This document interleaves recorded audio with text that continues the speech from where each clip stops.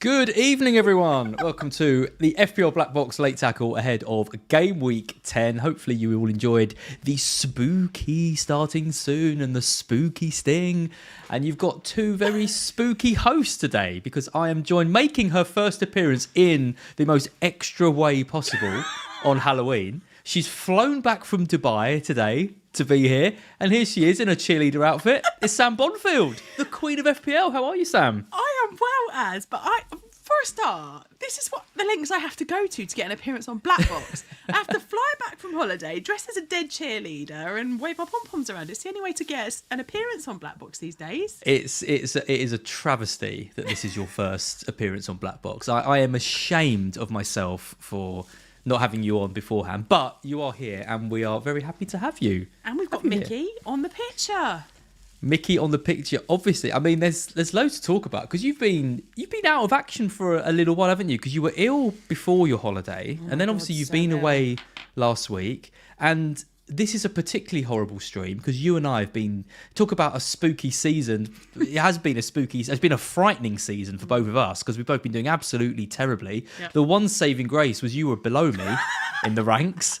And the guy on the bloody thumbnail came through for you this week, didn't he? The best thing about it was so we were on holiday obviously at the weekend, and because Spurs were kicking off, they were at 4:30, weren't they, on Sunday in Dubai? That was like 8:30 at night, and I was like, we'd been at a theme park all day with our friends, and I was like, it's going to be really hard to find somewhere we can watch this and the kids can have a nice dinner, because a lot of there would have been places, but I was like, let's just go for dinner. Let's not worry about it. Let's just go for dinner. So we go for dinner. I've got Mickey van der Ven and I've got Kudus. Meanwhile, Lee sold Mickey van der Ven. Oof. Yeah. And he's got Keenan Dewsbury Hall and Tarkovsky. So it's like, it's massive, right? So we're in this restaurant, lovely restaurant down on the walk in JBR, and we're sat having dinner. My phone pings and I'm like, Spurs have called Max. So Max is like, yes, who is it, Mum? And I'm like, don't know. Because it takes a little bit of time for SofaScore to catch up. And then it goes, it's Van der Ven. And I genuinely forgot that Lee had sold him, and I lost the plot. No, genuinely, I went absolutely, I nearly swore then. Actually, it's after the watershed, it wouldn't have mattered. I went, absolutely ape. And then Lee just looked at me with a look of like absolute disgust. Within about 2-3 minutes, yells a text in our group chat just to rub salt in. Yeah. And then, of course, it happened again. But it's and in between it happening the first time and the second time, Keenan Dewsbury Hall had assisted the goal that Everton scored, which then got ruled out. So it would have taken away his. So you can imagine it was a little bit tense in the even at that point, even with Van der Ven on for the clean sheet and the one goal, I can imagine that's still. It was already stressful. Yeah. Yeah. It was. And then he scored again. And he scored again. And the second time he scored, I went, Max, we've scored again. And Max was like, yes, Mum. Who is it? Is it Kudus this time? And I was like, I don't know. Hang on. Waiting for it to come through. And I'm like, it's Mickey again. And Max is like, did you say it's Mickey again? I'm like, shh. That's really annoying. So yeah, I got 36 on my bench boost. 36 on my bench. Well, Sam, we're going to come to that in a minute because Andy and I last week spoke about bench wankery. Right. And I have to say, you, with your bench, I'm not having you claiming that many points on your bench boost. Well, that is what I got. It's not what you got. Wait, why? Because Gabriel was there. No. We'll come to that. We'll come to our teams and our points in a second, and we'll let the viewers be the judge of how many points you got. But no, I was very annoyed that Van der Ven scored because of his ownership and the hit. I mean, I went from like 4.2 million to 4.9. Yeah. Because of that. But I have to admit, when I looked at your team, I mean, we've been down in the mud for so many years. We've always been quite supportive. We've got this rivalry between us where obviously we want to finish ahead of the other one, but I think we're also quite supportive of each other. We are very much. We want each other to do well. I wouldn't want to beat you, but us both do badly. Whereas I felt like that with Mark. Like with Mark, I was like, I'll finish 5 million as long as I finish 2 points ahead of Mark. Whereas with you, I want to see. If you finish 1k and I finish 1 million, that's That's okay. Yeah, That's okay. there is a. It's definitely a loving FPL. It's a loving ours. rivalry. It's a rare loving rivalry in FPL. We Which do is... genuinely care about each other doing well. Hi to everyone in the chat. Thank you so much for joining us on Halloween. We've got around 300 people. They're all dressed up as well. Watching. Yeah, hopefully you're out. Hopefully your kids are in bed if you're watching this. They've been out trick or treating, got lots of sweets. A few people asking what the hell I am. Great question. Quick story about this outfit. I didn't actually have anything because I had the Voldemort mask. If you watch Yelena's vlog, we went to a Halloween party. She went as Dobby, I went as Voldemort, fine. The Voldemort mask got a bit worse for wear, as did I at the Halloween party. So my plan was today to go out and find space. Honestly, I couldn't find anything. Could not find a single thing. So I ended up texting my neighbour, who, the new neighbour in the flat. We're quite friendly with her now. And she just had this box of like stuff, but it was the most random assortment of like things. And I was like, do you know what? Demon bunny ears, bit of makeup, black nose. That's absolutely fine. So that's what I am. I am a demonic bunny rabbit. Because when you were going to come as Voldemort, I did go through Max's bedroom and dig out his Harry Potter costume from a few years ago. I was like, if you're going to be Voldemort, I'll come as Potter. Because, that makes sense. Then when you said you're going to be a demonic bunny, I was like, I looked at Lee and I was like, what the hell am I going to do now? I can't turn up as Harry Potter if you're going to be demonic. So I was sat there watching TV. Oh, yeah, the classic cheerleader and bunny combo makes a lot more sense. I was like, what is there that's in my wardrobe? And so this outfit, not the dead makeup, but this outfit I bought for P with Joe during COVID years. Do you remember when the kids were all dressing up? It was Fancy Dress Friday. And I used to do it with my kids. So I've got like various weird costumes that I kept in the cupboard for that purpose. So is that the one from Heroes? Is that the Heroes cheerleader outfit? Pass. Or is it just a? It's just a generic one. I just think. a generic one. Came with these pom-poms. So. We've had maybe the greatest joke the stream's ever had, I think. So a big shout out to BJN VD Leiden, who says Donnie Barco, which is a great joke for two reasons. One, because obviously the bunny from Donnie Darko, obviously the Barco travesty from last year, and the fact that on the stream of BlackBox I did with Andy on Wednesday, we had the dogs barking in the background, so a few people were talking about Barco then. So it's a hat trick of jokes in one. Beautiful, absolutely beautiful. Epic. I'll give you a clap. Very good, very good. Do get your questions in for us. I think Sam and I obviously have been doing the Q&A over on Scout for years now. Sam's missed the last two. It's been fun with Tom, but I've missed doing it with you. It's not the same. No, it's not the same. If you'd like this 4.9 million ranked manager and this 3.4 million ranked manager to answer your questions, we will try and go through as many of those as we can. But I thought these ones are quite laid back. Some thought we'd have a little bit of a chat. Talk through our teams. I thought we'd do a little section on trick or treat players. A lot of popular picks that people are getting in to see whether we like them or not. And then we'll talk about some of our transfer plans going forward. But yeah, firstly though, obviously this is your first time on BlackBox. I'd be surprised if people weren't familiar with you from things like the FPL pod and Scout. They might not even recognise you at all. But the last few years, you've ramped it up, right? You've gone from FPL family, obviously the stream, to now being right at the epicentre of everything fantasy football related. How's life in the centre of it all? Busy. It's been busy. It's been one of those, I think, isn't it? When you for years, obviously was doing just FPL family stuff very much part-time around being a full-time mummy to my small people. And as they've got older, I've kind of just taken more and more responsibility. And, now I run the day-to-day at Scout, which quite frankly, if you'd have said that to me when we were working together there a few years back, I would never would I have thought that would have been the case. Or even roll it back a few years before that when I was teaching full time, and I would never have thought this would be the case. But it's been really good, and I think the growth of FPL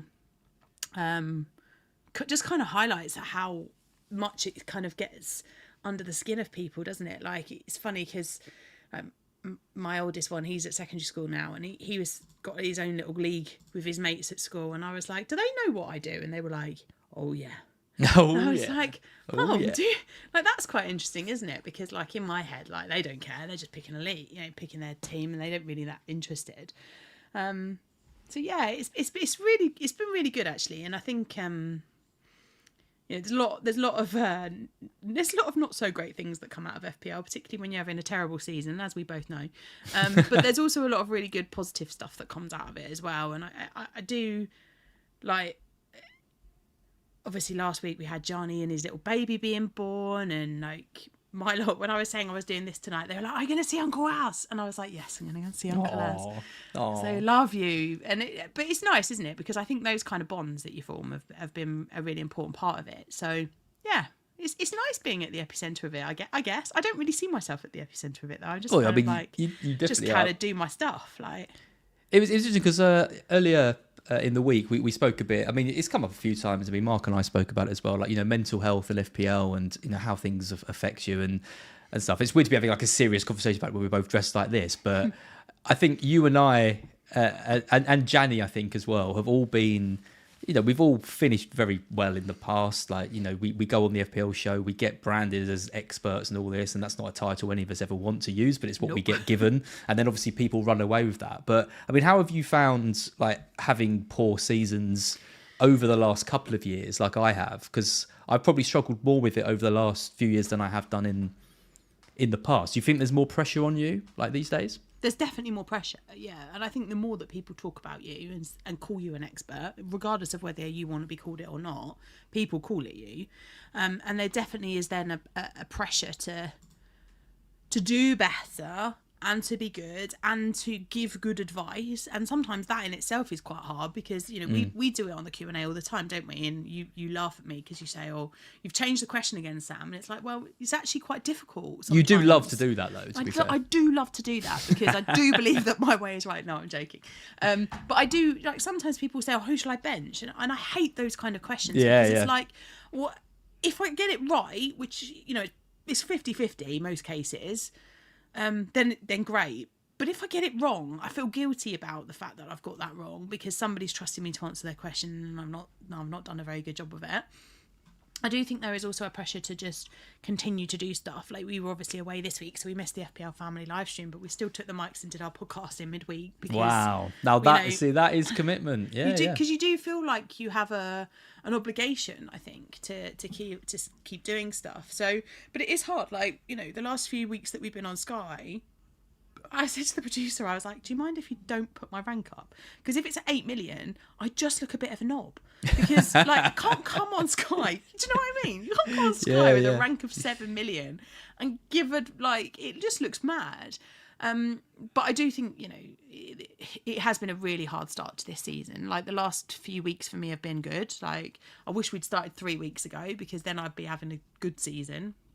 Like, for me, the wild card made a massive difference, but it is tough. And I think, Lee and I were having this conversation on our Ohana this week because I think last year I found mentally much tougher because Spurs were also crap. So when your team is having a bad season and you are having a difficult FPL season, football just feels hard. Like, and you're kind of looking at it and you're like, I just dread watching every game. I dread going there because we're going to get bashed again.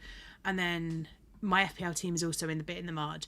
And Lee was saying he's finding that this year since Liverpool have had, a difficult opening start to the season. And that's not something he's normally experienced because normally if FPL is terrible, at least Liverpool are doing well. At least they're winning something. So for him to, he actually started quite well in FPL this year, but Liverpool have been awful. So he's kind of experiencing. Well, one can sort of make up for the other, can't it? Like if you're like, we're all big football fans. If you're if your team's doing crap, but your FPL team's doing well, that helps. If your team's, but when they're both doing badly, it makes it. Yeah, because you have to talk about it as well. You can't escape it. Yeah. And I think that's the other thing is that, normally if your team's been dreadful, like, you go to work on a Monday morning, the opposition person might be like, wait, you've had another crap week because Spurs have done badly or whatever.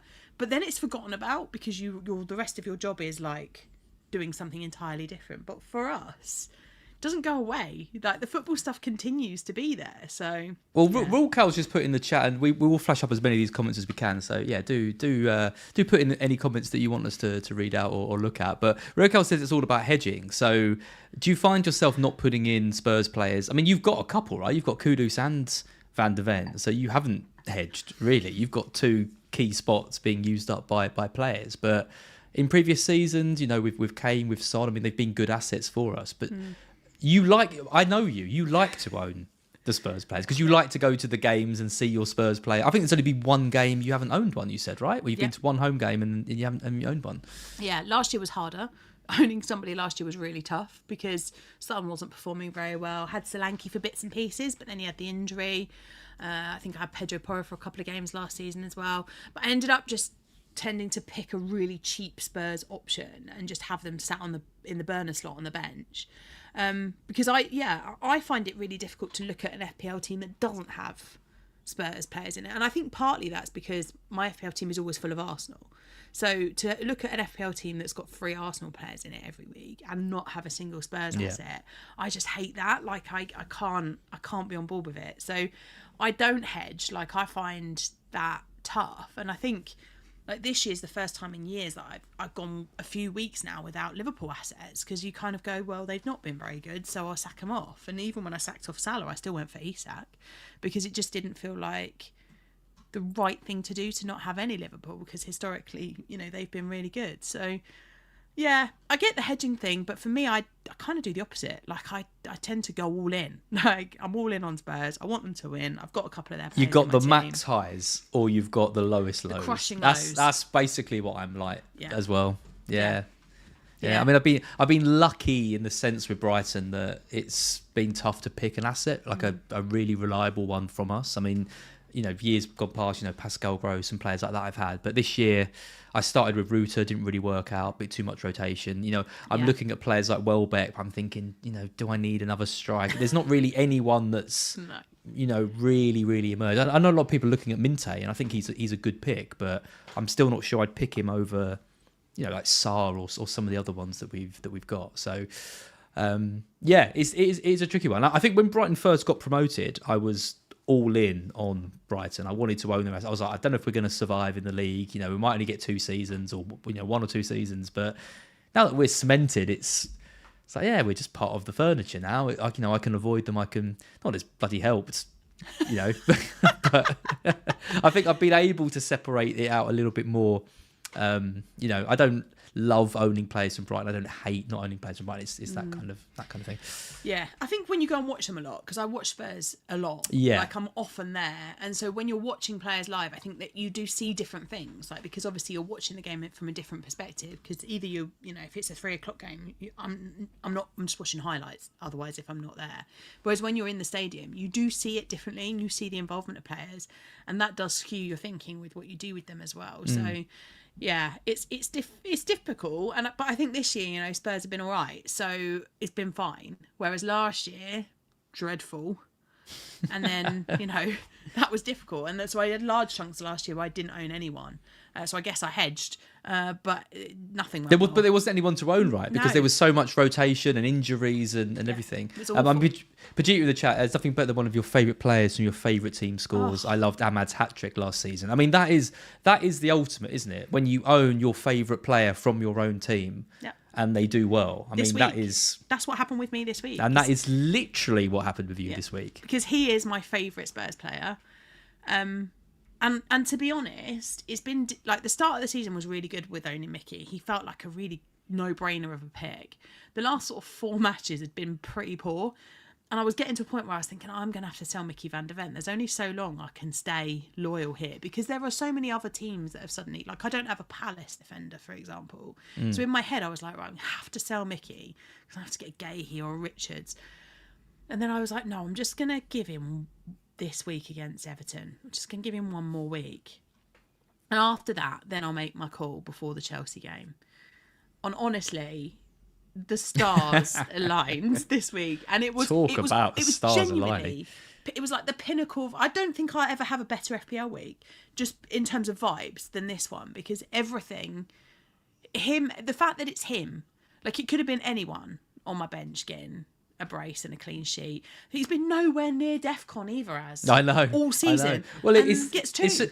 It's to the point where I think a lot of people were saying he's not a great pick, right? Yeah. Because he's not really got the attacking threat. Spurs aren't keeping too many clean sheets. He's not getting the DEFCON.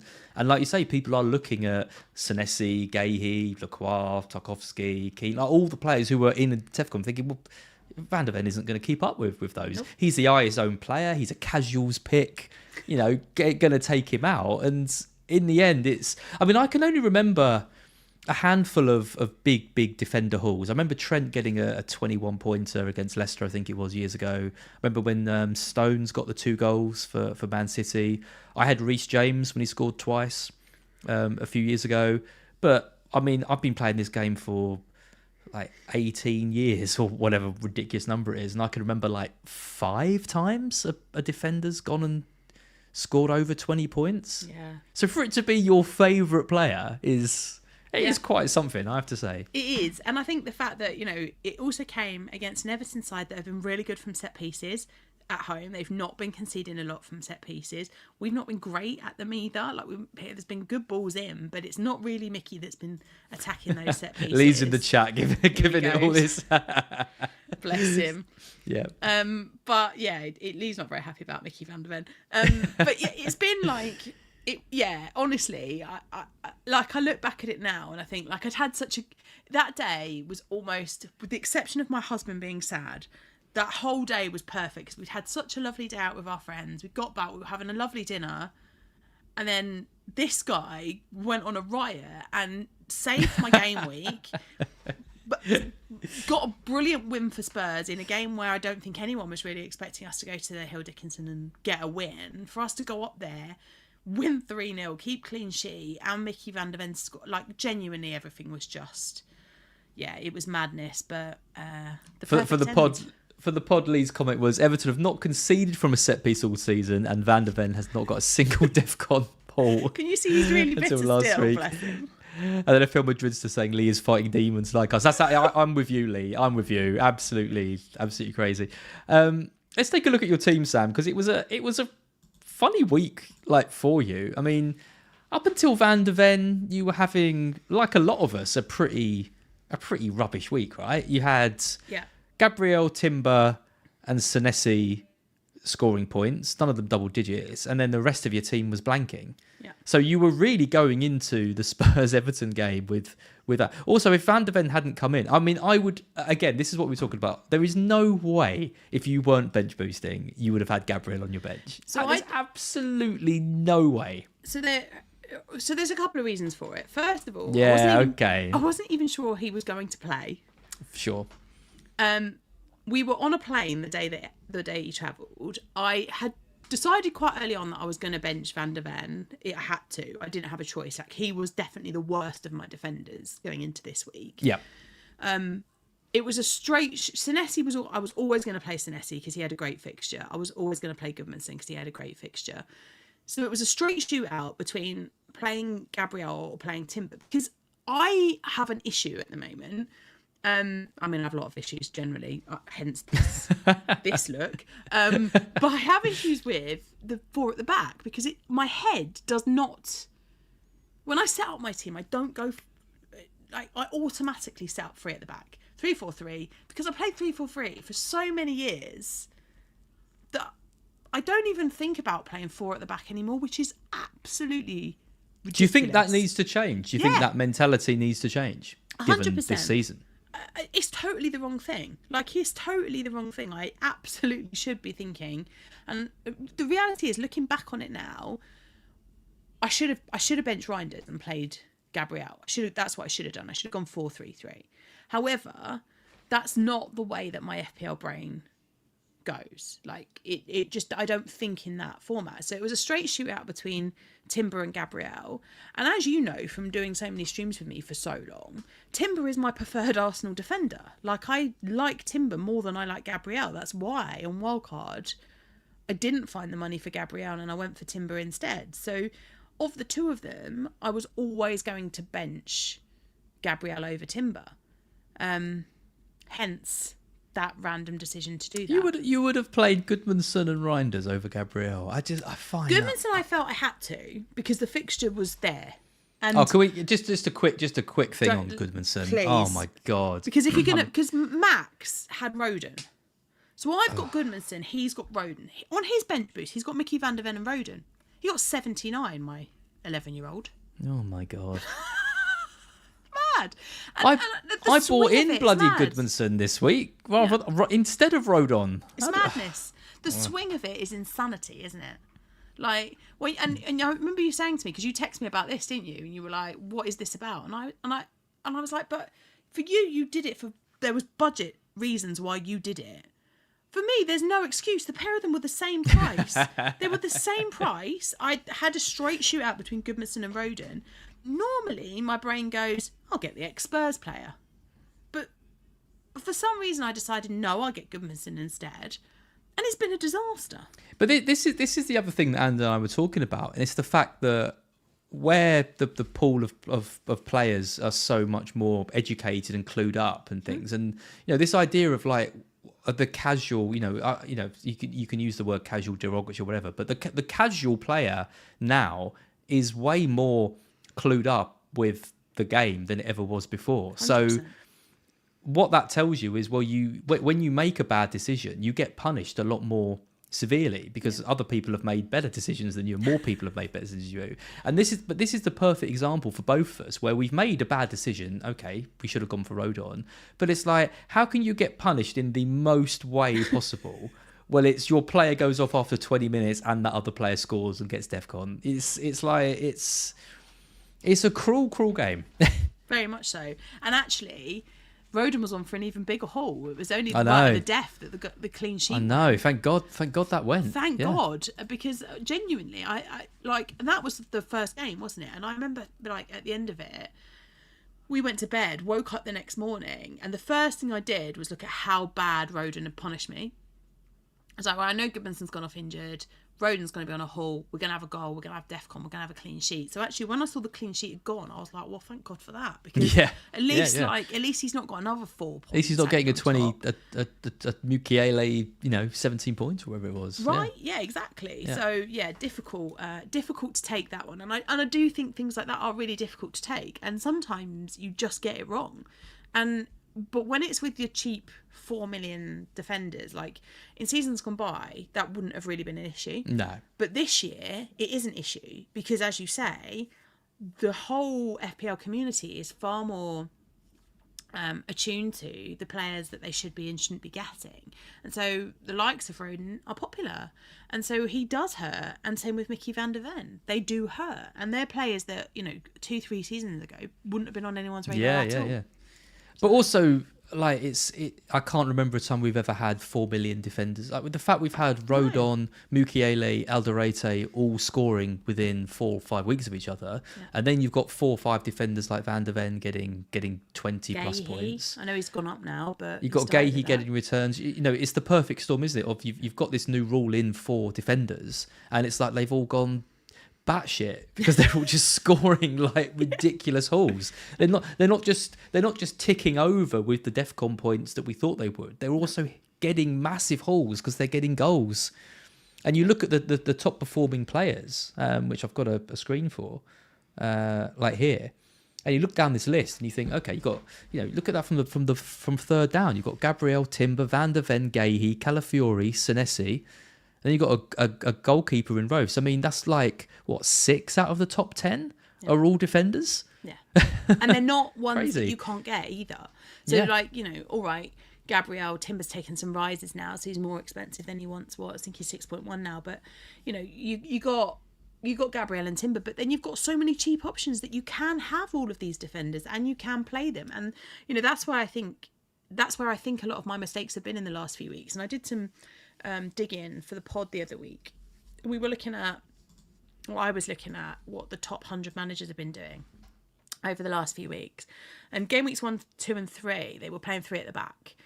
And then since game week 3, so from 4 onwards, they've consistently played 4 at the back in different formations. It's been 4-5-1 or 4-3-3 or however they've done it, but they've consistently played 4 at the back. with the exception of game week 6, which, if you remember, was the massive wildcard / triple captain Haaland week. So there was a blip there, but even then it was basically 50-50 on the 3 at the back, 4 at the back thing. And I think that was mostly just because of the fixtures that Man City had and Arsenal had around that period. And, you know, part of me wants to go, well, yeah, but the top 100, you know, they've used all their extra chips and, you know, they've had lucky starts, and maybe they're a bit more casual, and maybe they'll drop off because they've used up their chips. But actually, they're not dropping off. You know, the players that, you know, have maybe normally by game week 10 would have gone, nah, not interested. But because they've had good starts to the season, they've stuck around, they're playing for longer. And so I think, you know, you do have to take note of what's happening. And despite the fact that it's not, you know, all these people with massive, brilliant rank histories that are in the top 100 at the minute, they are in the top 100 for a reason. They're in the top 100 because, you know, they've had a good start to the season and they're getting stuff right. And there's a lot of learning that everybody should be doing. Like, just because we've been playing for 15 odd years, you know, we can still learn from what's going on at the top. So, well, you say that you're a 3-4-3 manager there, and you're talking about learning from others and things. So I guess there's two things there. One is, are you going to change your strategy in the way you play going forward to switch to 4 at the back, or are you going to be stubborn like we both have over the last few years? Because we are both very stubborn with our picks and our thoughts and our process, and that's worked well for us in previous years because, you know, we think of a player, we get them in, you know, that we've been lucky, you could say, that those players have done well. That hasn't really happened for us over the last few years so much. So I guess there's that. Do we change the way we play and take some of that out? And I guess the second thing is, do you think it carries on in this way? Do you think, like, we're going to get to game week 38 and we're going to see a list of picks similar to what we're seeing on the screen now, in the sense that it's going to be defenders, they're going to carry on getting the big points, we're going to see cheap 4.5 million defenders carrying on doing well? Because if that is going to continue, then we both do need to adjust to that, right? Absolutely. I do think it will continue. I think, you know, this season with the addition of the DEFCON points, I think we will see a continuation of the defenders doing well because, you know, if they pick up 2 DEFCON every week, which we've been pretty much seeing from some of them every week, Senesi's a prime example of that.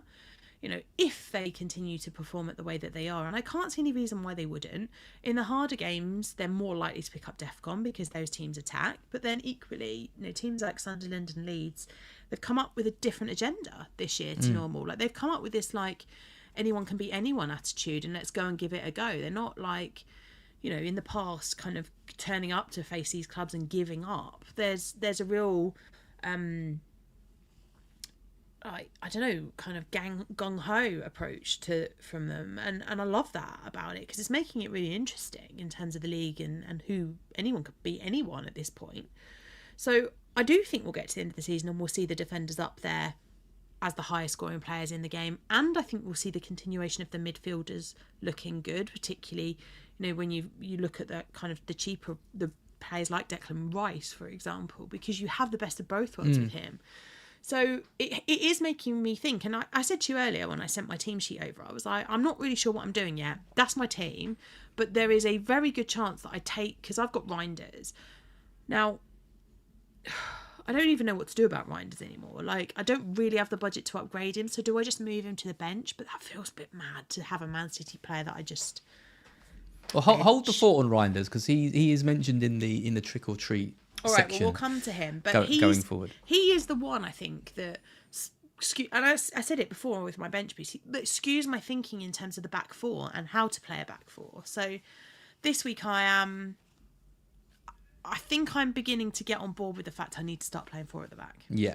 I mean, the thing is, when you compare... I mean, Reinders had such a good game week 1, and then it's been 1 assist since then. But when you compare him at 5.5, the value of that, to Gahey, Senesi, Timber, he was at 5.5, the same price.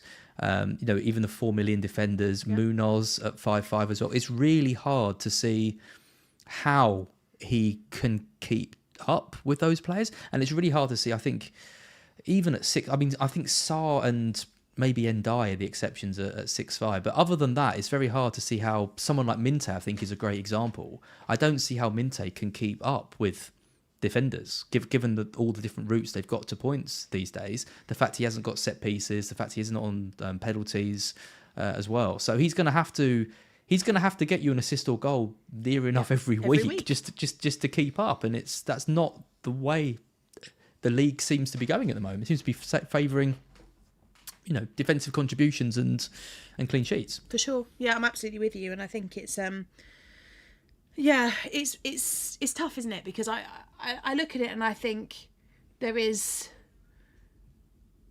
a big part of me that goes, no, I want to stick with the midfielders because I love to be all out. You know how much I love all out attack. Yep. I love being all out attack. I love the fact that I'm going into it with this like attack the game week approach, like go for the players that are likely to score, bring you attacking returns.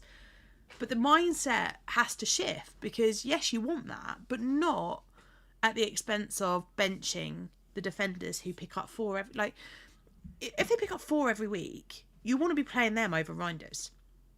Or over even, it doesn't even necessarily have to be him, does it? You've got the likes of Dewsbury Hall, those other cheap midfielders. And as you say, even up to some of the 6.5s, like even Kudus. Like, I've got to be having conversations around Kudus. Maybe, I mean, genuinely, the last few weeks have been mad, right? How he doesn't assist last week, I don't know. How hold your thoughts on Kudus because he's in the trick and treat section. I bet he is. But it's difficult, isn't it? And so you do have to start readjusting your thinking. Yep. Absolutely, yep. Lovely comment from Ash HU2IQ. Like the scream and the stream, please. Yes, please do. That would be amazing. I think that's probably a good time. We'll have a bit of interlude before we come on to that section. We do a bit of a Q&A. We've had some sort of coming in as we go, so we'll take a few of these. I think the most important question for this, Sam, is from Matt Francis, who asks, Sam, who would you rather beat in FPL, as Lee or Jules? Because we're probably your three rivals. Yeah, Jules is. I 100% want to beat Jules because you and Lee are genuinely good FPL managers. You take it seriously, you pay attention, you read the stats, you do all the work, and you are like I root. Do you know what we were saying at the beginning of this stream? Like, I root for both of you. Like, I want to beat Lee, obviously, because there's that rivalry. There's like a brother-sister rivalry with you, so I would like to beat you, but if you beat me, I'm happy for you. Same with Lee. Whereas with Jules, it really angers me when he beats me because he honestly, he has this kind of laissez-faire attitude where he just is like, because he doesn't have that pressure of being an expert. The blaseness. Yeah, he can just go, oh, I'm going to do that, and you go, why the hell have you done that? Like, that's rogue. And then he gets some sort of monster haul off the back. It's really annoying. So it's just really frustrating to have to do a stream with him because unlike you and Lee, you don't gloat. If he does really well and I'm having an absolute nightmare, he gloats at me. So I always want to beat Jules. Whereas you two, I want to beat you, but if you beat me, I'm less bothered. Yeah. It's the blaseness. It's like, well, I'm ahead of you, and I give this 5-minute thoughts every week, and you're. But I mean, he is doing the pod now, so I mean, he's kind of in the circle. He's a content creator, whether he wants to admit to it or not. Yeah, whether he wants to be or not. Yeah. He's absorbing more than he thinks. Lovely comment from Jim. You're paid for what you do because you're talented presenters. Thank you very much. What, I've heard that before. Like this? Yeah, I know. I'm not sure we can take that just like this. Overall mank is meaningless. You play the way you want, and that's all that matters. I think that's the key thing, isn't it? It's about how do you adjust to like the new meta and the new way of playing without losing your identity of how you want to play the game. And as I talk to like friends about it. I mean, it is in some ways like. It's such a weird and in some ways pathetic hobby because you make 1 or 2 decisions a week. You then watch a load of men run around a football pitch, and then it either ruins your weekend or you're really happy. Yeah, for sure. And in most cases, it's the former, like for us. But I like the fact that we play it in a certain way, and I don't want to sell out. And we talk about. Like some of the tools you can use. I don't want to be someone who just relies on tools or copies FPL Harry, to get a good rank. Because it's not just about... If it was just about the rank, you'd be one of the 20,000 people copying FPL Harry every week, right? Yeah, I'd join his Patreon. Exactly. But it's not. We play it because we like to think we can spot players who are going to come in form. Yeah. We have players we like, players we don't like. I don't like Fernandez as an option. Lots of people do like him as an option. Absolutely fine. That's what the game's about. If you like him, you pick him. If you don't like him, you don't pick him. Great. Whereas if you're being told to pick him and you have to, it's a very different game and one that I wouldn't bother playing, I don't think. So I'm with you 100%. I totally agree. Yeah, absolutely. Important to remember that. Another super chat. Thank you to BJN. Gordon and Gyökeres to Saka and Mateta means Gordon out versus West Ham. But I also have Voltemada. Saka price rise tonight and have exact money now, so can't wait. That's why the super chats come in. Gordon and Gyökeres to Saka and Mateta for exact funds. I wouldn't want to lose Gordon or... Oh, well, I've got Gordon and Gyökeres this week. And I'm not going to say it because I'll curse it. But I'm sure you can infer from me keeping them both what I think they might do this week. This one's really hard though, isn't it, Az? Because in reality, the fixtures mean you wouldn't want to sell Gordon and Gyökeres. However, Saka and Mateta are better picks moving forwards, both of them. And so if this is going to rule them out, and you've got Voltemada as well, and now Nketiah's injured, so Mateta's got to play all these games. See, I think I would do this. I guess you look at it as Gyökeres and Saka are... Saka's a better pick than Gyökeres probably long term. And if one does well, the other one's probably going to do quite well. And then it's Gordon versus Mateta. Yeah. And I think that's close. But yeah, maybe because you've got Voltemada. I wouldn't fancy the double up of the Newcastle attack. I'd rather spread and get a Palace attacker as well. I just don't want to tell you to do it, and then I keep Gordon and Gyökeres, and they both do well, and then I'm on next week's episode like, look at me, I got all these points. Oh yeah, I told you to sell them, but yeah, I've got them. So, and I guess it's easy for me to sit here and say it because I've got Saka and Mateta. Yeah. Oh, we are completely different then on this side. Yeah. I wouldn't do it. Whereas I obviously would because they're the two I've picked. There you go. I'm sorry you've paid €6, I think, for that, because that is the least depends useful... on who you trust more now, doesn't it? They're going to have to decide which one of us they trust. Well, you've got a higher rank, so I think if you're flipping a coin this week. thanks to Van der Ven. It's close. I think both could do well. I agree. But the fact is exact cash, and you're going to be kicking yourself next week if you then can't do it for free. But then you could always make another move next. I wouldn't do it, but. I wouldn't blame you if you did. Let's put it that way. Who would you bench? Says Jack and Dwissel. Who would you both bench between Virgil van Dijk, Anderson, and Enzo? Cheers for all the content. Chelsea always beat us. I wouldn't bench Enzo. So Anderson, Virgil. Anderson's not guaranteed to start, is he? No, but Liverpool have been dreadful. I'd bench Van Dijk. I'd sell Van Dijk. Yeah. I think because Anderson's either going to play or he's not. I can't see Anderson being on the bench. He's either fit to start and he comes straight in. And they need him, right? Because they've been really struggling in the league. And if he plays against Wolves, he's one of the best defenders you can pick this week. I made the mistake of benching Alderete against Wolves. Because I thought, he's not, he's come back from international duty, he might not be quite fit. And then he just started and played. And it's like, well, obviously. I look back at that, I'm like, obviously, he was either going to start or be benched, start or not be in the squad. He was never going to be benched. I'd bench Van Dijk. I think Villa score. Liverpool are a shambles at the moment. I would do the same, but actually on that basis, I'd just sell Van Dijk. Yeah. Take the money out of him. Yeah.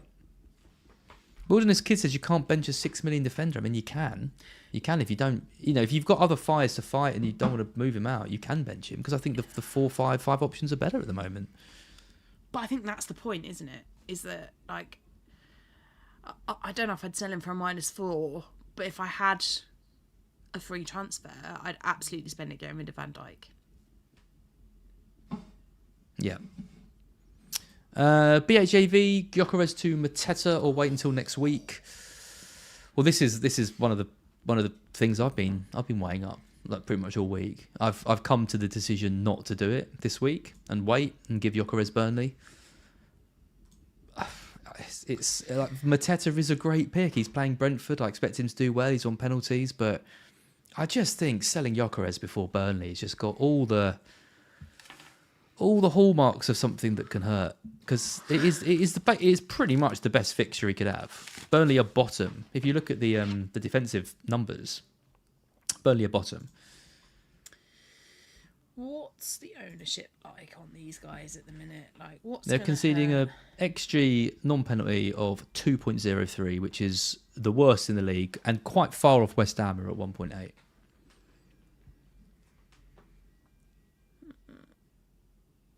Your is owned by 21.6. Mateta's owned by 19. Either way, they're hurting about the same. Roots to pain, eliminating roots to pain. Mateta's in far better form. Well, do you know what? I'm going to come. We keep skirting around these players. I'm going to come over to the trick or treat section. So we got a little skull icon on the left. We got a little candy apple, which I think is also poison, it looks which poisoned. could be very relevant. But let's pretend it's like a lovely fruit. That's the treat, is it? That's the treat. Death yeah. by poison apple. Death by exactly. So I mean, a lot of these could be poison apples, right? One of the players I wanted to talk about was Gyökeres, because like I've owned him. You didn't get him on the wild card. No, I remember, because you went Isak. You went Isak, who was definitely a bloody trick. Yeah. If anyone was, but Gyökeres is an interesting one, because I mean, to say he's been poor FPL wise, I think is an understatement. I mean, he's gone 5-6 games now with no returns. It's been terrible. His impact for Arsenal, I mean, he's been scoring a couple of goals in the Champions League. He's not been great, but I think the way he holds the ball up and the way he leads the line is something they were lacking, and I can see why they're happy with him, because he puts a shift in and he gets around and he does all the right things. But he's a bit like Solanke at Spurs last year, right? He's not, because a player comes into the team and makes the team better in that sense, doesn't necessarily mean they're an FPL Agreed. Yeah. asset. And I think it's hard though, isn't it? Because we've had 2 returns, 2 game weeks where he's returned in 9. Like, that's not good. And as you say, we've had 2 points in each of the last 5 matches, and I think we were expecting him to be a bit of a flat track bully. Yep. And we've sort of seen that in the games against Leeds and against Forest, because they're the ones where he has returned. But then there's been other games in there, like the West Ham game, like Fulham, where you'd have expected him to get something, I think. And so the fact that he hasn't in games where Arsenal have scored, I don't know. But equally, the big one was West Ham at home, wasn't it? I mean, they haven't had too many games. Their fixtures have been tough, like for the season. They haven't had too many chances to be a flat track. But I mean, the 2 main ones that stand out in these 9 weeks are Leeds at home in game week 2, where he got a penalty and a goal in that one, 12 points. Forest, he scored in that one. Yeah. He got a goal in that. I mean, we were all expecting him to get something against West Ham, because that's when a lot of us wildcarded and brought him in. He put in decent numbers in that game. His XG was about 0.7, but obviously didn't score. But then when you look at some of the other games, I mean, Newcastle away, Fulham away, Palace at home, they played Man City, they played Liverpool, they played Manchester United. He hasn't really, you could argue, have the chance to deliver. Whereas the next 2 are 2 promoted teams, and Sunderland away is tough, because they've started the season really, really strong. But these are 2 games where you'd still, if you're paying that much money for him, both in real life and in FPL, you expect him to get some goals, surely. Yeah, I think you would. And I think Burnley, that should be a hatful for Arsenal, is the reality. They should be scoring a lot. He should be involved. But my issue a little bit with Arsenal is that they're scoring goals from set pieces. Yeah. Again, in the shock to no one, really. It shouldn't be a shock to anybody. But they are. And so it's Saka and it's Gabriel that are feasting from those set pieces.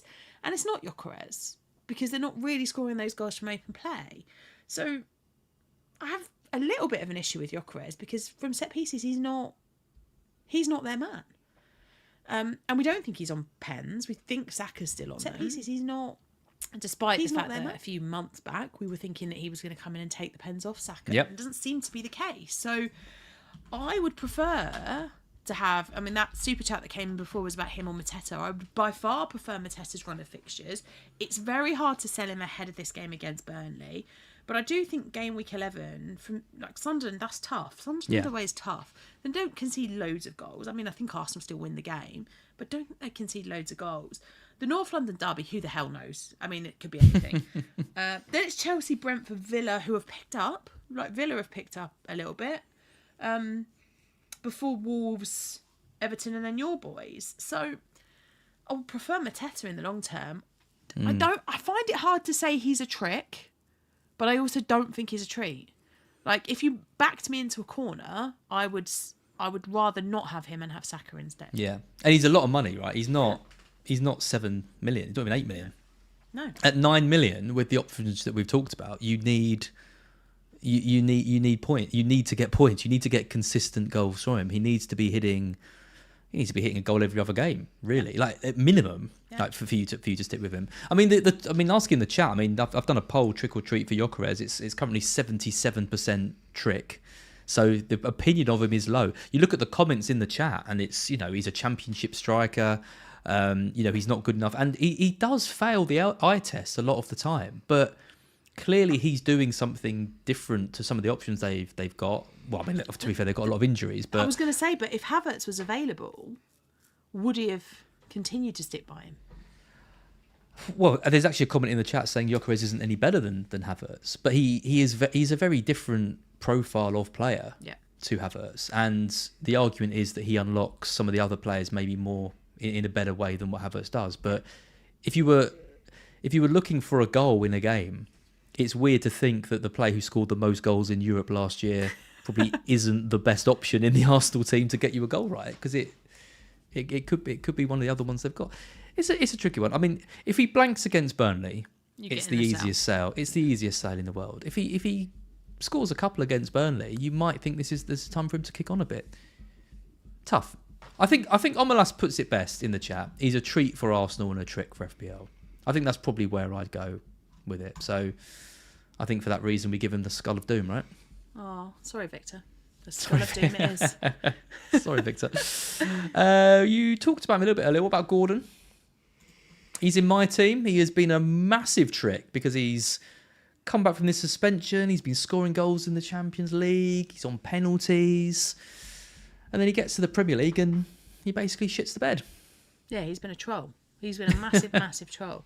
I honestly don't. And I think it goes back to what we just said about Gyökeres in that I think Voltemada is far, far better. He's a far superior pick, particularly with Ressa still out, to Gordon. And I know you shouldn't necessarily decide whether they're a trick or a treat. It's the haircut, isn't it? Yeah, I mean, it's disgusting. And I know you shouldn't necessarily decide it based upon whether they look good with their haircut or not. Also, whether they're the best pick within the team. Because, of course, you can have two attacking players from a team. But it's so obviously Voltemada over Gordon. And I just think at the price point that he comes in at, I can't see the value. Like, I'd rather drop him down, play three midfielders, and upgrade the defence. Like, for me, he's a bit of a trick. The issue with Gordon is the minutes. Because I think if he's playing 90 minutes, you think, well, the goals are going to start arriving sooner rather than later. But the fact that he's regularly 4 games in a row now got to 70 minutes and been subbed off. And in one of those games, there's then been a penalty that's gone to Voltemada, like you mentioned. Yeah. That's the biggest problem, right? Because, you know, at least if you've got a player playing 90 who isn't doing that well in those games, but he's on pens, he might get you one. If he's not even in the position to be getting you one, you're relying on 70 minutes from player. And I mean, if we look at the mids, I'm not even sure he features in the. No, well, I mean, he had a 3-game suspension as well, didn't he? In all of the stats. The stats. Yeah, but I mean, so this is per 90. They're per 90, yeah. I can't even press the right one. Is he in the top 20? Yeah, there he is. He's 17th. Okay, 17th. Fine. So 0.43. XG on penalties per 90. I mean, that's not too bad. That's probably about the min of where you want it. He's not in the top 10 for any of the key stats. You know, shots in the box. His XG per shot is quite low, 0.1. Chances created is quite low as well. And he's got options that can come off the bench and deliver, like Barnes particularly. I mean, you know, with Murphy on the right and Barnes being an option on the left, when things aren't working well, they can easily make changes and bring players on. And that's what we've seen in the league. I mean, I can't even remember the last time he scored. No. He hasn't got a goal or an assist at all this season. I know he missed a few games, but he hasn't got a goal or assist yet. No. And I think I can't remember him. It's been like months. And like when you look months at and it, months since he scored. Well, there's 3 players in there that are more expensive than him, above him. 3. Yeah. And some of them, you've got a lot of really nice cheap options. And I do think that, in the past we've gone Saka, Gordon, Bruno Fernandes, Cole Palmer. Like, let's go stack, spend all the money in the midfield because that's where the value's been. He's not getting DEFCON. So where's his value? He's a trick. He's a trick. It's a shame because I still think... We're just saying your whole squad is a trick at this point. Well, this is the conclusion I think we're rapidly coming to. He's a player like, and I've picked players who I think are, they look like they've got potential, and I think some of them we're going to talk about obviously are treats for us, but some of them I think won't go down that road. But I think again with Gordon, I wasn't expecting the minutes to be an issue because he's been so key for them, in the past, but. I think at the moment you give him West Ham though, don't you? Like I know you can't sell him ahead of West Ham. You can't sell him ahead of West Ham, I don't think. You certainly can at the weekend if he blanks against West Ham. Though. Yeah. If he blanks against West Ham, he's absolutely got to go. So to the barbers and out your team. To the bar, very good. Okay, we'll make it. We'll put him down as a trick. Let's talk about Kudus. You mentioned him earlier. He's in your team. Started the season strong, 10 points. Got you a couple of goals the other week, was it? Yeah. It's really difficult with Kudus because, I was at the game 2 weeks ago when he had one... So the Mickey van der Ven ball over the top to him that he was offside for. So I was there to watch that one. I was there the week before when he had another one ruled out for offside and one off the crossbar. So I've watched 3 goals that should have been over the last couple of weeks. And then you look at the underlying numbers for the set pieces that he's putting in, the corners in particular. They're really good. The numbers are there. I do feel like if Dom Solanke could stay fit, Kudus would actually be really good. And same with Romero, to be fair. If we had proper target man that wasn't Richarlison... I sort of feel like Kudus would have been a really good pick. But right now he feels like a trick. But he's been such a treat from... And I guess it goes back to what we were saying about Gyökeres being a treat for Arsenal and a trick for FPL. I kind of feel like Kudus is similar because, my God, what a difference he's making for Spurs. The amount of assists that we've had from him in the opening 9 weeks. But I still can't bring myself to sell him as. No. You're keeping him? For now, yeah, I am for now. The Spurs fixtures aren't great, so oh God, this is where I start to hate myself because I'm more thinking about selling Mickey van der Ven because I'm thinking about the priority being the defence. It doesn't feel like selling Kudus is a priority, whereas it does feel like getting in as a Palace defender is a priority. Where does he feature on here? Is he in the top 20? No. Oh. Actually, that's a problem. Yeah, he's a massive problem in terms of the numbers.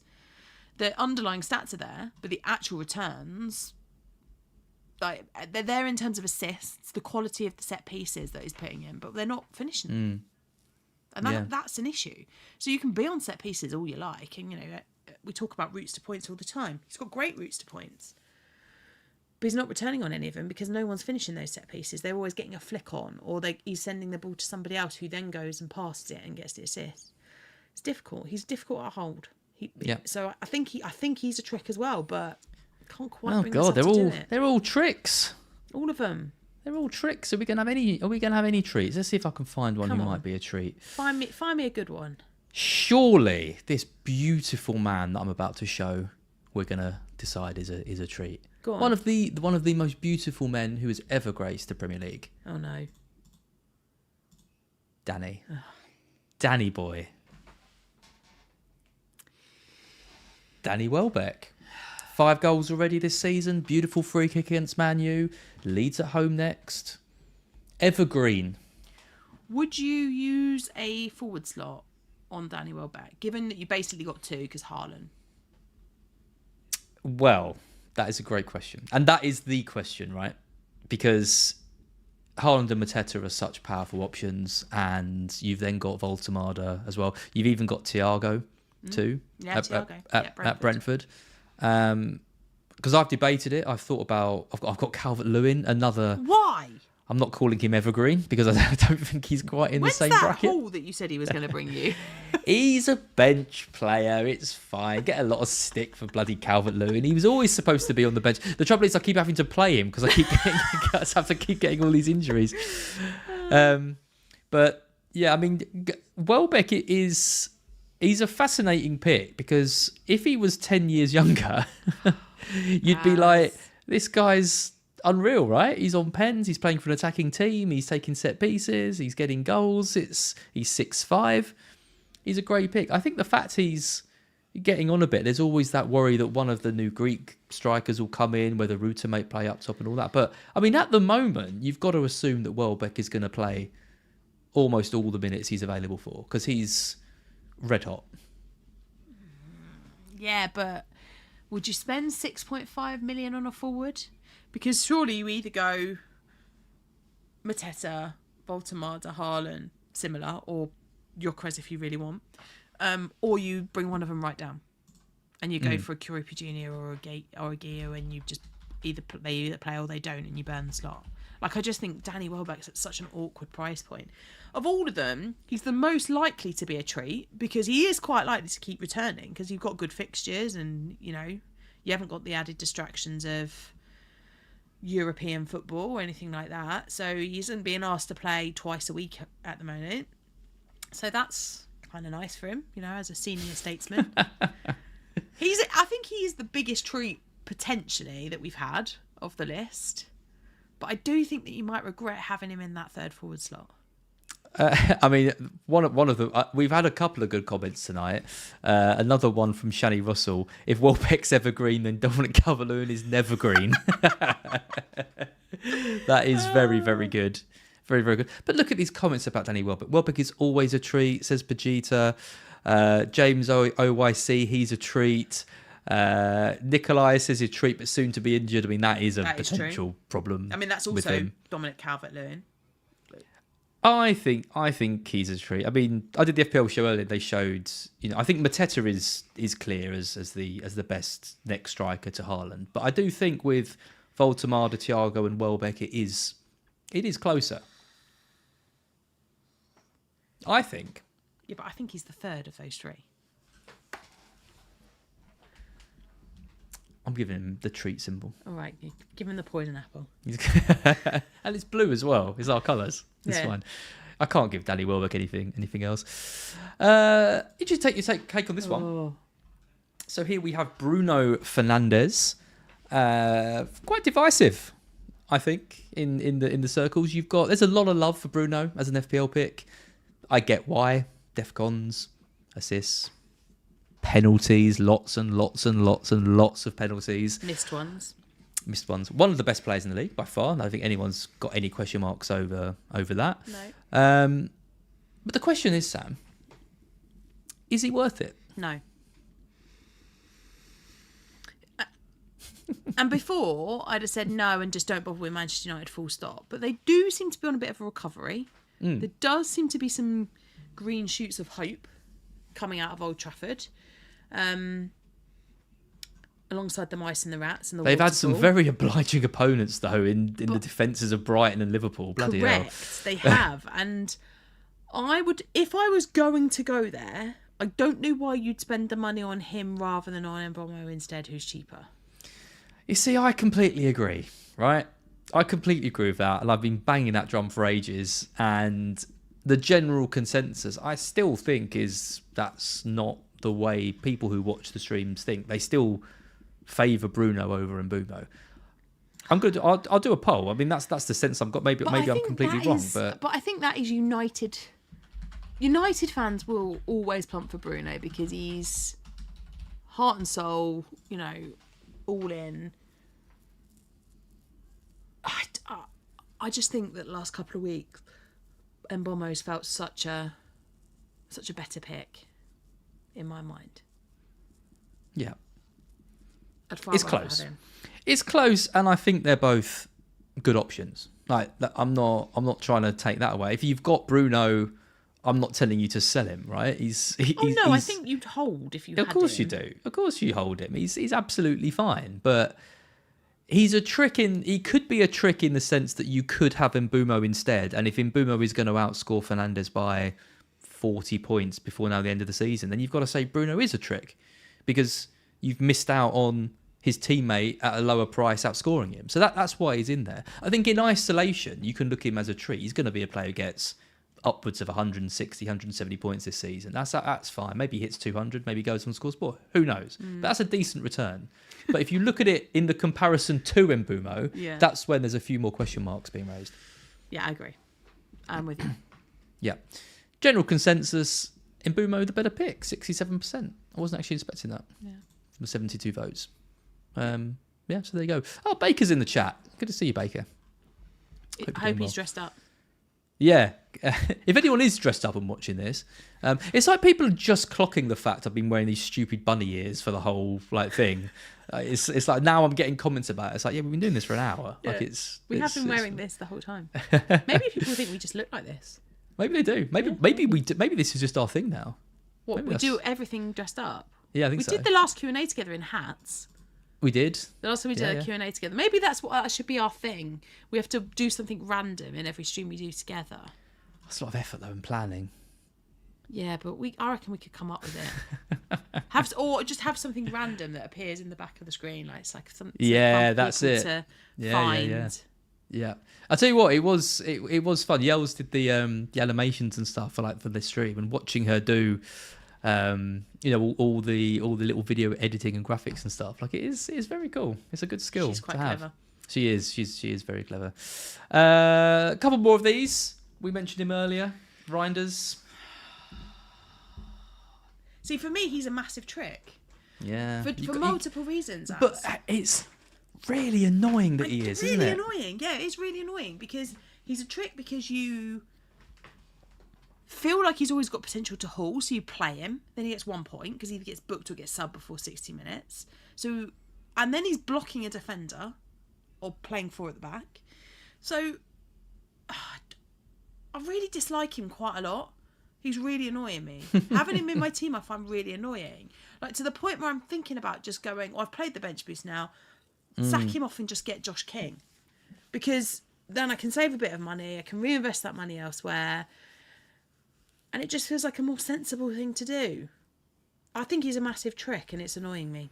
I'm really annoyed with myself for keeping him on the wild card because me too. I think the signs were there, weren't they, that it wasn't quite the game breaker that we thought he might be. But then if Rodri comes back, yeah, he's going to be all right again, isn't he? More attacking, but then Cherky's back and Marmouche is back, so we're going to see a bit more rotation. Well, he even got subbed at 59 minutes the other week, which I think is a... Oh, just give him the skull and be done with it. Give him the skull. Sorry, Reinders, you've been given the skull. You'll be making probably a swift exit from my team when Rodri is back, and that is actually the time when we think he might be quite good. But it's how long do you keep him? Surely this one is a relatively easy one. I mean, I bought in Enzo on the wild card again, another player who hasn't delivered for me. He got that. He had a couple of good chances against Liverpool, blanked in that, missed that really good chance at the far post, went away at international duty, managed to get himself injured, missed the next game, and then had another really good game, I thought, against Sunderland, where he failed to get any points in that too. And just like so many of my bloody players, Sam, he goes off to the Champions League and scores. And this is a real theme with my players. Yeah. Gordon, Gyökeres, Enzo. Gabriel did it as well, didn't he? Gabriel, yeah, absolutely. Yeah. All of those doing it. So he needs to start delivering. I think not this week. He needs to start delivering a bit more because I think people are going off Pedro and they want another option in the Chelsea side because Chelsea have got a very, very good run of fixtures coming up. Yep. I'm afraid he's going to blank this week, though. Because Mickey van der Ven, na. Oh, yeah. I mean, you'd be scared, wouldn't you, coming up against that beast? Let's say he blanks again against Spurs. That would be great. Go on. Would you be going into Wolves at home looking to buy him? So I bought Caicedo last week. I don't think Caicedo is the better pick by any stretch. I think Enzo is the better pick, and if I had the money, I'd have bought Enzo. But I didn't have the money because I wanted to, keep João Pedro because I'm an absolute fool. And because I wanted to have a really heavy front three, and because I wanted to buy Gabriel, and I want to move towards a back four. So I went Caicedo instead. I mean, obviously Enzo's route to points is far better than Caicedo's, and I do think he has the potential to be good. I think my slight issue is that I just don't really trust Chelsea, and I don't really know, there isn't a standout Chelsea pick at the minute. Reece James is doing really well, but he's clearly being managed to stay fit. Caicedo is scoring for fun, but can that last? Enzo seems to have penalties, but will that last? João Pedro seems to have just, crawled up in the corner, and he's like that. He's like that scene in Harry Potter, when Harry and Dumbledore meet at the train. It's the train station, and in Harry says it's like King's Cross, and the bit of Voldemort's soul is dying. That's how I feel. What an analogy for this. That's how I see João Pedro at the minute. All the potential to take over the world. Now, just being ignored.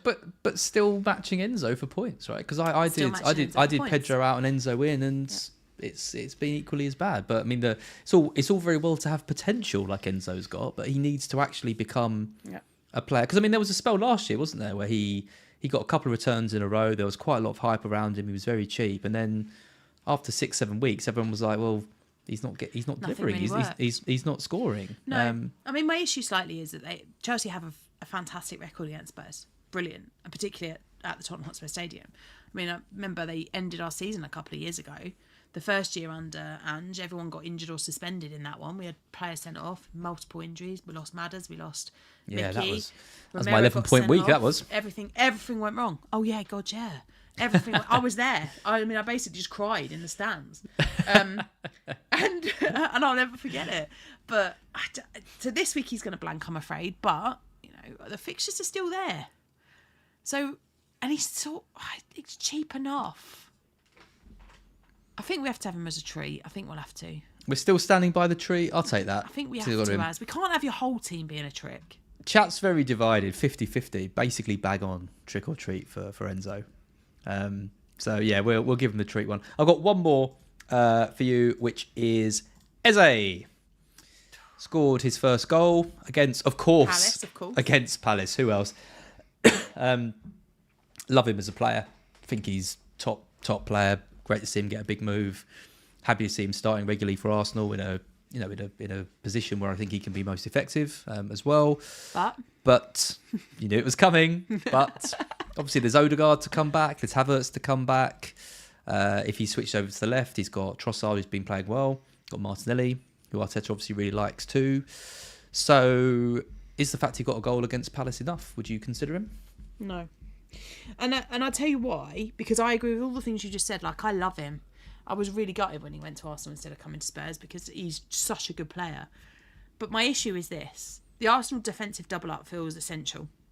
It's got to that point, again, where the only way to make the Arsenal clean sheet work for you is to have two of them.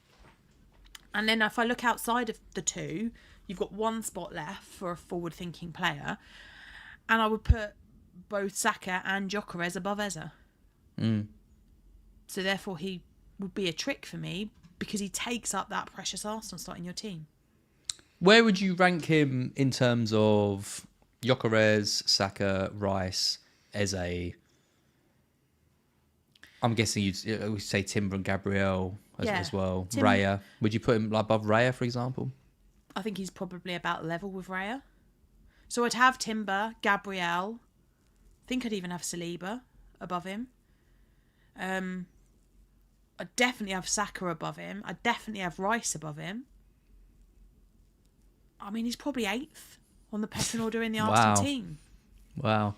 So, I mean, as Andrew Wim says, great player, wrong team. I That's think pretty so. much, that's the kind of the conclusion. So, on that logic, you got to give him the trick, right? God, we've done a lot of tricks, haven't we? Oh, it's a shame. Oh, like this is the thing, like trying to find differentials, trying to find players who are a bit different, trying to go against the grain a bit. It's not easy because there's always a caveat to them. There's always problems. There's always threats of rotation and everything like that. So. Okay. It's a tough season, and it's a tough season when you're down in the mires of 3, 4, 5 million because you're trying to your captaincy is basically taken out your hands because you're going against Haaland is so risky every week, and then you're down to a pool of about 15 players because it's the same ones doing well and they're cheap prices, and anyone else is going to ruin that structure. So yeah, tricky. Okay, let's take a look at our teams then. You mentioned you've already made some moves. I made a move, yeah. You've made a move. Okay, talk us through it. This is your team. Read it out for the podcast as well. Yeah, so I made 3 moves last week. So going into this week, I'm trying to calm down a little bit. Making 3 transfers in a week as it was a bit much. That was a lot, yeah. It was a lot. So Pope in goal against West Ham feels like surely there's a clean sheet there this time around. The Arsenal defensive double up with Gabriel and Timber against Burnley, and then Senesi. I think I'm still going to play Senesi despite the fact that it's against Man City because Defcon surely is getting 4. Surely Man City attack enough that he's getting 4 points in this one. But do they score enough goals that he loses points? Well, that is a good point. However, I don't know that they will. Like, they weren't great last week, were they, Man City? So I'm on the 3-man defence at the minute, but I do feel like I should move to a 4-man defence. More on that in a minute. Midfield 4 currently of Saka, Reinders, who I'm not sure I want to play, Kudus and Semenyo. Saka is wearing the captain's armband, if you notice. I am going against Haaland this week for sure. Whoa! I didn't notice. Yeah. I didn't notice. That's big. Because I'm climbing, right? So what I've noticed is that since the wild card went really well. I'm heading into this one. I have considered triple captain in Saka this week because I just think that there's real potential in that game for him. Blimey, it's all happening now on late tackle. I know. God. So Saka's got the armband. I'm tempted by Voltemada as well, who's wearing the vice against West Ham. I'm tempted to give it to him as well. Haaland's obviously staying, and then I've bought in Mateta this week for João Pedro. So that's been the transfer that I've made. Very maverick. Not seen anyone else doing that. I know. I did think that I was quite brave to do that. I thought it was quite a brave move. Very, very unique. I don't really know why no one else is doing it either. Like, maybe I've missed a trick. Although there were those randomers that have brought in the wrong Mateta. Did you see that? God. So for the podcasters, just to clear up my team, the rest of it, Dubravka's on the bench. And then I've also currently got Caicedo, Mickey van der Ven and Goodmanson on the bench. I think Brighton scores, so Goodmanson staying last sub. The question is, do I bench Reinders and play one of Caicedo or Mickey van der Ven? My heart and my gut feeling is I should play Mickey. I just have the feeling that we will, for once in our lives, do Chelsea this weekend. Well, surely you play Van der Ven over Senesi then, don't you? Well, I could just play 4 at the back. 4-3-3 and bench Reinders is what I'm thinking. I'm surprised you're starting Senesi. Are you? Are you benching him? Yeah. Are you? Yeah, definitely. Hadn't even considered playing him. Interesting. I mean, all of my defenders, as we'll see in a second, are useless. So, yeah. I mean, I've got Goodmanson. I'm playing Goodmanson over Senesi. Are you? Against Danny Welbeck, who we just said is a treat. Yep. I'm done with Goodmanson. After last week, I'm done with him. A dead leg. He got a dead leg. Can you get that after 60 minutes, please? Like, come on. Very annoying. Yeah. I don't know. I think I'd play Reinders. I'd give him one more go. And Rodri's back in training, and Fernandez is back. And then I'd go Van der Ven over Senesi, I think, if I were you. I'm going to sleep on it tonight. Yeah. I've got to work out whether I'm letting my head leave my heart with Mickey Van der Ven. How many times would you bench a player who scored 23 points? It's stupid, isn't it? The game week after. I know, it's so ridiculous. But then equally Caicedo could do really well against Spurs, So It's a real toss up. I don't know what to do with them. But I feel like there's going to be points on the bench. Yeah. Whatever I do, I feel like I'm going to bench some points this week. I can't fix that because I've played my bench boost. You played your bench boost, yeah. So yeah, that's where we are. Well, this is my team. I mean, I've got Pope, Gabriel, Lacroix, and Juve. I mean, Juve it's Juve or Goodmanson. I'm not even considering playing Senesi, to be honest.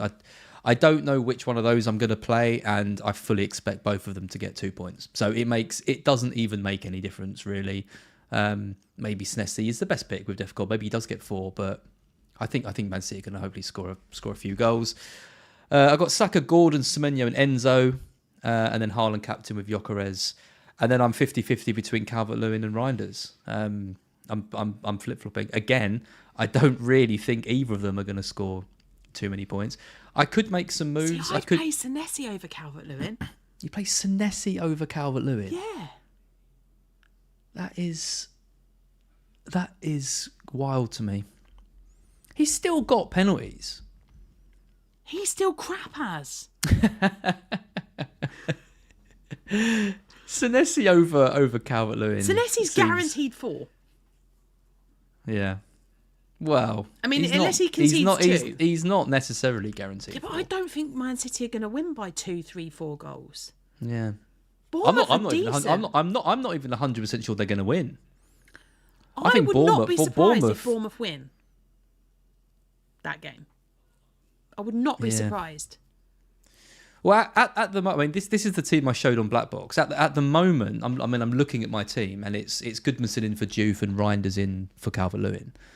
The news today about Rodri and about Fernandes coming through that cup game does lean me towards Reinders. Also, I'm going to the Brighton game tomorrow. Do I really want to be watching Calvert-Lewin against Brighton amble round the pitch and blank?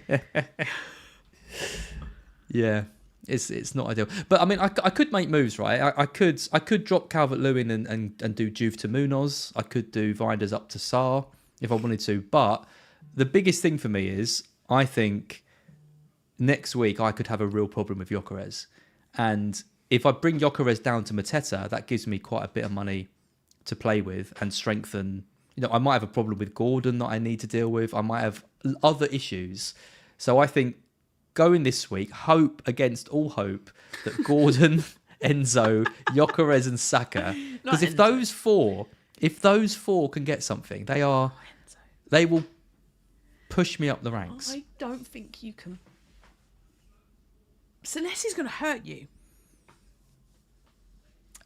I just don't see it. This would be another moment where last season, as I'd have said, all right, well, let's have a bet. But we're not doing that anymore. Because he's not going to hurt me with 4 points. I think there's a chance that he gets a clean sheet. If he does. He's this week's Mickey van der Ven. He's getting 2 assists, a clean sheet, DEFCON, all 3 bonus points. Well, you've said it now, so you can't bench Senesi now. I wasn't planning to. No. The fact you think he's going to hurt me away at Man City, that just shows that you can't bench him. I wasn't planning to. I would absolutely bench Calvert-Lewin though. I'd play with a 14-man squad over after Calvert-Lewin. It's basically a handicap. Yeah, I think it's going to be Goodmanson and Reinders in. I mean, Goodmanson is he's when I've watched Leeds and from the Leeds fans I've spoken to, Goodmanson's been their best player. For he's been a hell of a signing for them. Yeah. But Brighton are going to score. We will get a goal tomorrow. So he's going to need to get an attacking return. Seems quite unlikely. Juve was a hideous pick on the wild card. Yeah, but don't get me wrong. You don't really want to be banking on him getting an attacking return when you've got Pope in goal. I also don't bank on him getting an attacking return. I'm not even 100% sure he's going to play. No, he has had that happen already. I know. And then I don't think so. So any of them are pretty crap. What I wish I hadn't done last week was sell Alderete, because I think him at home to Sunderland looks like an absolute cert for a clean sheet. So yeah, not ideal. I do like your Saka captaincy though, I have to say. It's a week to be brave particularly as I think Bournemouth will get something. So Well, that's the going opposite brave. of what I'm doing. I am not being brave, and I'm keeping faith with my team that has propelled me down to 5 million in the world and hasn't got me any points. And I'm giving them all one more week to show me the value of keeping them. And when they all blank, I'm going to have 3 free transfers. gonna say, and I'm how going to get many? rid of the whole bloody lot of them. Yeah, so I've used 1. I had 2. I've used 1, so I'll have 2 again next week. And then Next week, if say I get another red arrow, no, which obviously I won't, right? It's not going to happen. You're right. But say I do, I can do Gyökeres, Juve, Reinders, and Calvert-Lewin all out in one go for a -4, and get Timber, Mateta, Sarr, and like a Krupi or someone like that, and that's going to feel pretty nice. I mean that's going to feel significantly better than what you've got now. Yep. Yeah. Cool. Good. Well, Sam, Thanks for having me. it's been an absolute delight, as I knew it would be. It now feels about 2:00 in the morning for me, Simon. Yeah, you need to go to bed. Because I've actually been up since UK time, 3:00 this morning. Yeah. It's now 10:30. It's very impressive. Go to bed. Thank you for joining me. Thank you for making the effort to get dressed up and getting here after Dubai. Really appreciate it. We will 100% have you on. Won't wait another 5 years or how stupid long it's been. Obviously, we're on the Scout Q&A. Yes, we'll be back to doing I'll those. be back next week. Yes, from next week. So do check out Fantasy Football Scout. Obviously, all the great articles and stuff over there as well. There's a link to a 5% off code in the description of this video. In fact, I might even be able to show the QR code. There you go, QR code there. Scan that, get 5% off. Use our code FFS BlackBox 5 as well, and you lock in the price of your Scout subscription. Sam's my boss, you see, so I have to say these things to get you over to the site. Can't miss the plugs. I like that. Can't miss the I like the plugs. fact that I'm here, so we've got a full plug. Graphics are done. The Of QR course. code's there. Of course, Yep. absolutely. It's all Tick on the professional box. when I'll you're tick your around. box to say you've done it. Thank you, Sam.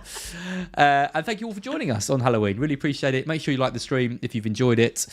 Do subscribe to the BlackBox channel if you haven't already. If you're listening on podcast, give us a 5-star review and leave us a review as well. Would appreciate that. And I'll see you on Wednesday. I think it's me, Luke, and Andy on the stream The on whole Wednesday. squad. The whole squad is in. And Sam will obviously be doing her stuff on the FPL Family YouTube channel and on Scout as well, so you can see her on there. But yeah, thank you for watching, and we'll see you on the next one. Bye, guys.